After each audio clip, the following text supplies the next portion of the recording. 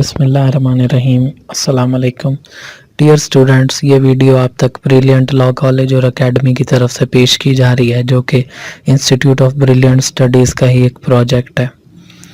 अब आप घर बैठे एलएलबी की ऑनलाइन ट्यूशन भी हासिल कर सकते हैं, जो कि आपके तमाम सिलेबस को कवर करेगी और इम्तिहानात की तैयारी भी आप घर बैठे आसान तरीके से कर सकते हैं।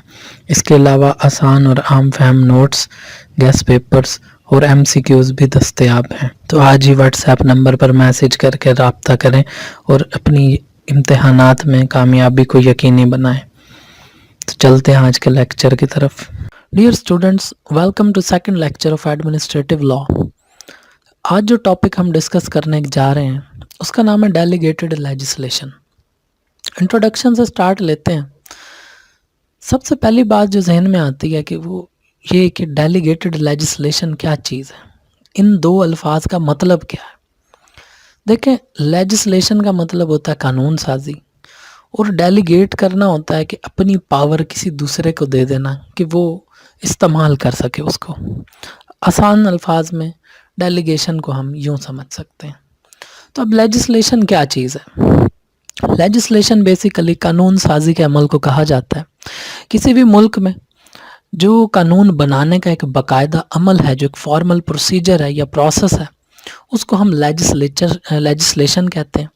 और एक लेजिस्लेटिव बॉडी होती है, एक लेजिस्लेटिव अथॉरिटी होती है जो बैठ के कानून साजी करती है, और उसका जो बनाया गया कानून होता है वो सुप्रीम लॉ होता है। जैसे कि पार्लियामेंट जो है, जब भी पार्लियामेंट कोई कानून बनाती है जो लेजिस्लेशन करती है, उसको हम ये कहते हैं कि ये सबसे ज़्यादा सुप्रीम लेजिस्लेशन की गई है।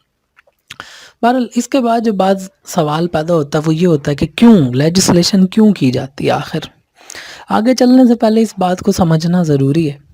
लेजिस्लेशन करने की जहाँ बहुत सारी वजूहात हैं, वहाँ पर एक मेन वजह ये भी है कि मुआशरे के अंदर एक एडमिनिस्ट्रेशन ऑफ जस्टिस को बेहतर बनाया जा सके, एक इंसाफ की फ़िज़ा कायम की जा सके, लोगों के दरमियान इक्विटी हो, इक्वालिटी हो, हर कोई जो है वो कानून की नज़र में बराबर हो और रूल ऑफ लॉ हो, ठीक है जी, यानी कानून की बालादस्ती हो।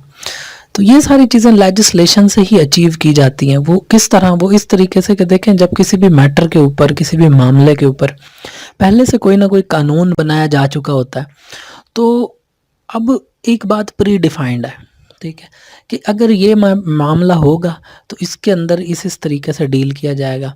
अगर आप क्रिमिनल लॉ की एग्जांपल लें तो चलें एक आसान तरीन एग्जांपल लेते हैं हम, कि कत्ल की सज़ा के बारे में कि जी जो कातिल है उसको सज़ाए मौत होगी। अब जी ये बात पहले से लिख दी गई है कानून के अंदर, लेजिस्लेशन हो गई है।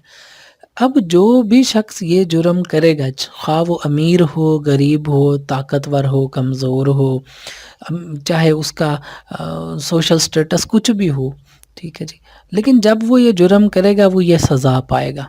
तो अब इससे क्या हुआ? इससे ये हुआ कि मुआशरे के अंदर जो है वो एक बराबरी की फ़िज़ा, एक बराबरी की जो है ना वो एनवायरनमेंट क्रिएट हो गई। तो अब उस बराबरी की बुनियाद पर जो है वो एडमिनिस्ट्रेशन ऑफ जस्टिस जो है वो बेहतर हो गई उस मुआशरे में, ठीक है जी, और इंसाफ जो है उसकी बालादस्ती या कानून की बालादस्ती कायम हो गई। बहरहाल आगे चलते हैं। तो एडमिनिस्ट्रेटिव लॉ के अंदर जो डेलीगेटेड लेजिस्लेशन है, इसकी दो मेन काइंड्स हैं जी। एक को हम सुप्रीम लेजिस्लेशन कहते हैं और एक को हम सबऑर्डिनेट लेजिस्लेशन कहते हैं। सुप्रीम लेजिस्लेशन से मुराद ये है कि कोई ऐसा कानून जो कि किसी सुप्रीम अथॉरिटी ने बनाया हो, और सुप्रीम अथॉरिटी कौन होती है? वो पार्लियामेंट होता है। यानी आसान लफ्ज़ों में जो भी कानून पार्लियामेंट ने बनाया है उसको हम कहेंगे कि ये सुप्रीम लेजिस्लेशन है। और पार्लियामेंट अपनी कानून बनाने की अथॉरिटी अगर किसी और को दे देता है, डेलीगेट कर देता है, तो उस अथॉरिटी को जब डेलीगेट कर दिया गया जिस भी इदारे को, तो अब वो इदारा जिस वक्त कोई कानून बनाएगा तो हम ये कहेंगे कि ये जो कानून बना ये सबऑर्डिनेट लेजिस्लेशन हुई है, ठीक है जी। यानी कि आप एग्जाम्पल ये ले लें कि पार्लियामेंट ने जो है वो ये अथॉरिटी दे दी एक यूनिवर्सिटी को कि आप अपने इंटरनल अफेयर्स जो हैं, अपने जो मैटर्स हैं, उनके लिए आप लेजिस्लेशन खुद करें, ٹھیک ہے. اب اس یونیورسٹی کے جو بنائے گئے قوانین ہوں گے وہ سبارڈینیٹ لیجسلیشن کہلائے گی. کیوں؟ کیونکہ جو قانون بنانے کی اصل پاور تھی، جو اصل اتھارٹی تھی، وہ آپ کی پارلیمنٹ کے پاس تھی. پارلیمنٹ نے اپنا یہ جو اپنی یہ جو پاور تھی اس کو اس نے آگے ڈیلیگیٹ کر دیا. ٹھیک ہے جی. ڈیلیگیٹ کس کو کر دیا؟ یونیورسٹی کو کر دیا کہ بھائی آپ اپنے افیئرز، اپنے میٹرز، اپنے معاملات خود چلائیں. ٹھیک ہے جی. تو اب اس یونیورسٹی کے قانون کو ہم سبارڈینیٹ لیجسلیشن کہیں گے.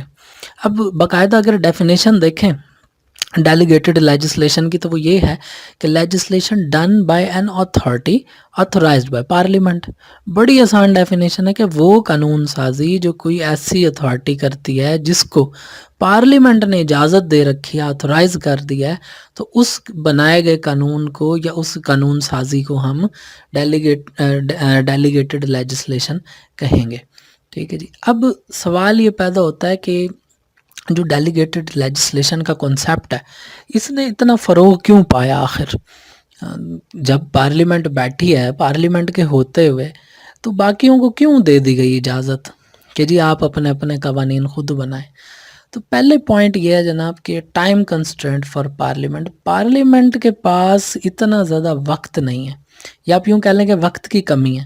اگر پارلیمنٹ 24 گھنٹے بھی قانون سازی کرے اور پورا سال کرے اور بیچ میں کوئی چھٹی نہ کرے، پھر بھی وہ ہر میٹر کے اوپر قانون سازی نہیں کر سکتی. ٹھیک ہے جی. کیونکہ وہاں پر بھی تو انسان ہی بیٹھے ہیں نا پارلیمنٹ میں، ان کی ایک کیپیسٹی ہے فنکشننگ کی. ٹھیک ہے. وہ اپنی کیپیسٹی سے باہر جا کے تو کام نہیں کر سکتے. ٹھیک ہے. تو پہلا ایک یہ ریزن ہو گیا.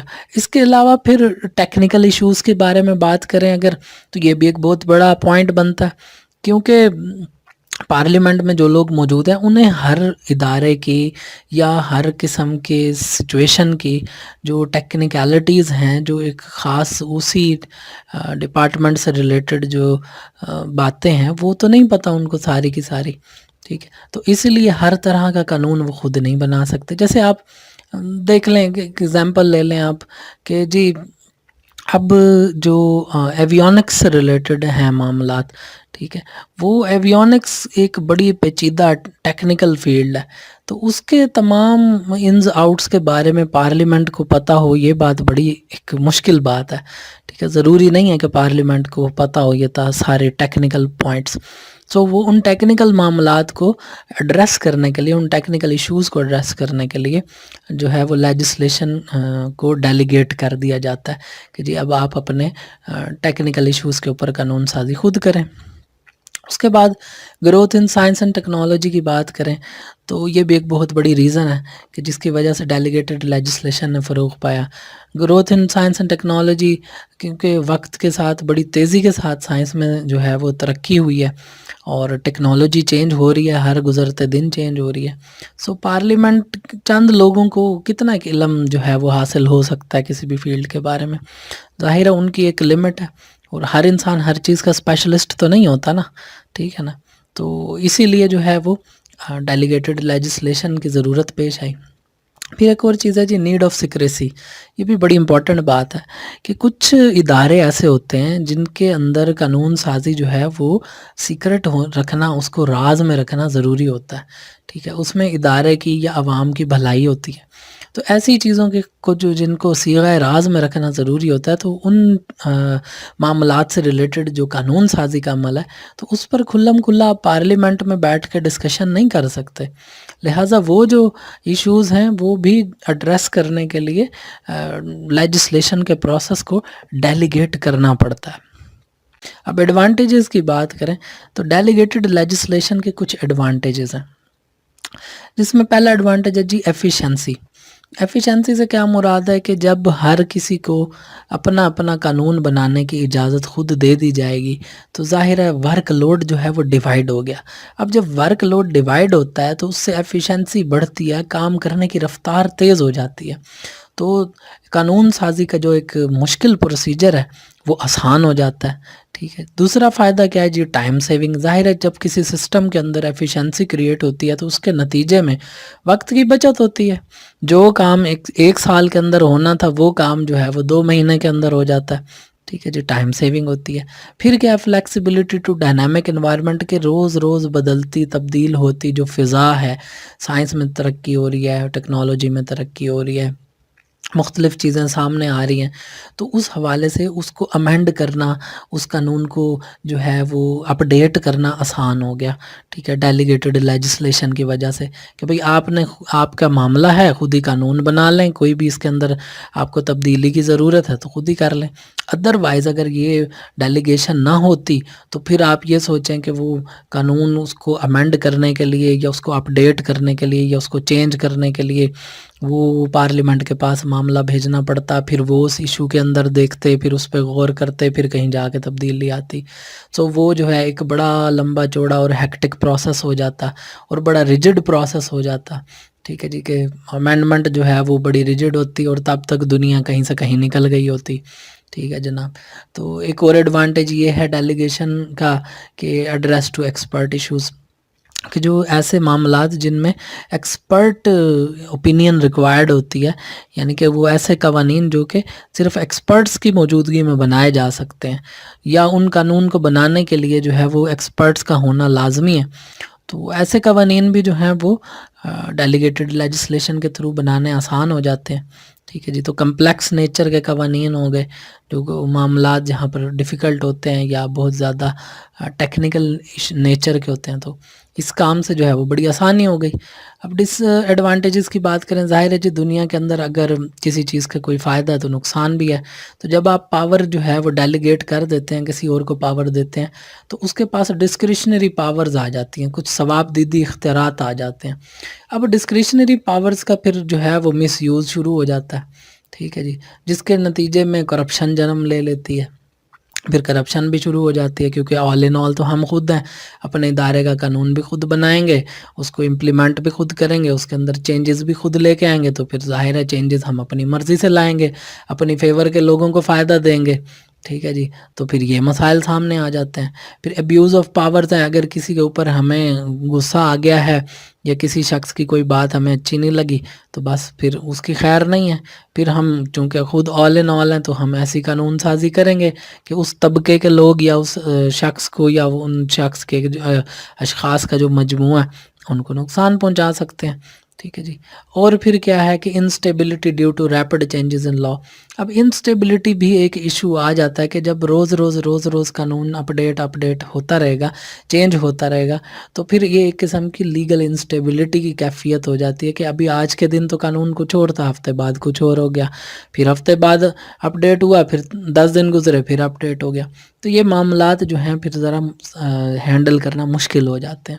بہرحال اس ٹاپک کو کنکلوڈ ہم پھر بھی اس طریقے سے کریں گے کہ ڈیلیگیٹڈ لیجسلیشن کے نو ڈاؤٹ کچھ ڈس ایڈوانٹیجز بھی ہیں، لیکن پھر بھی اس کے ایڈوانٹیجز زیادہ ہیں، اور یہ ایک زیادہ فائدے کی چیز ہے، اور پریکٹیکلی بھی اس کا فائدہ زیادہ ہے، کیونکہ پارلیمنٹ جو ہے وہ حقیقی معنوں میں ہر چیز کے اوپر قانون سازی نہیں کر سکتی، چاہے دنیا کی کوئی بھی پارلیمنٹ ہو، ٹھیک ہے، صرف پاکستان کی بات نہیں ہو رہی، دنیا کی کوئی بھی پارلیمنٹ ہو، وہ ہر چیز کے اوپر جو ہے وہ ہر باریکی میں جا کے سارے انز آؤٹس دے کے ہر معاملے کے اوپر قانون سازی نہیں کر سکتی۔ سو امید کرتے ہیں کہ یہ لیکچر آپ کو سمجھ آ گیا ہوگا۔ پھر بھی اگر کوئی کوسچنز کیوریز ہوں تو ہمیں ای میل کریں، ہمارے فیس بک پیج کو لائک کریں، وہاں رابطہ کریں، یا واٹس ایپ پہ میسج کر کے ہم سے اپنے کیوریز کے آنسرز لیں۔